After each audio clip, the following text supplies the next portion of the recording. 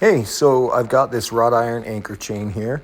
I'm gonna forge it out and make a 52-100 and wrought iron San Mai. So we're gonna throw it in the forge, get it nice and hot.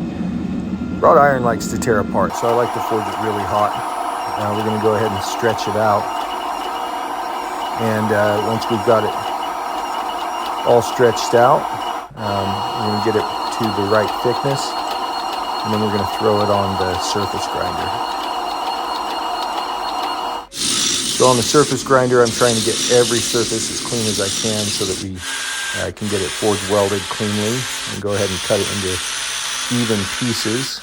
And once I've got all my pieces together, we're going to go ahead and cut some 52-100 for the core. So we're going to just measure that out real quick with one of the other pieces.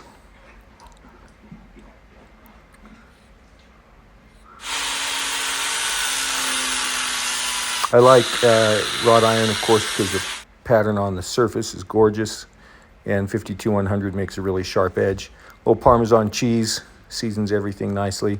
Actually, this is borax flux. I like to put just a little bit on before I weld it together.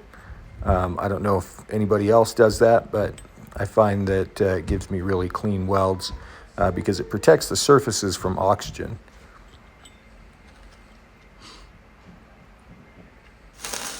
Here we're going ahead and welding that all together before we throw it in some quench oil. The quench oil helps to push out any oxygen in between the layers, and of course puts a very fine layer of carbon in between the layers, and that seems to help with the forge weld as well. We've got the forge up to 2,300 degrees thereabouts, and we're going to close it up so we can save some fuel, keep all the heat inside. I like to do a nice gentle press the first time. A lot of people don't know this, but forge welding doesn't really happen because of the pressure. It happens because of the chemical reaction at the right temperature. So once we get it nicely pressed together, the crystalline structure will grow across the grain, and then it'll be strong enough that we can start stretching it out.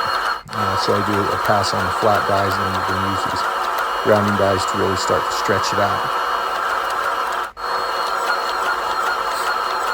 I'm going to do a couple of good flattening passes and get everything the right thickness. We're trying to take the whole thing down to about 3/16 of an inch.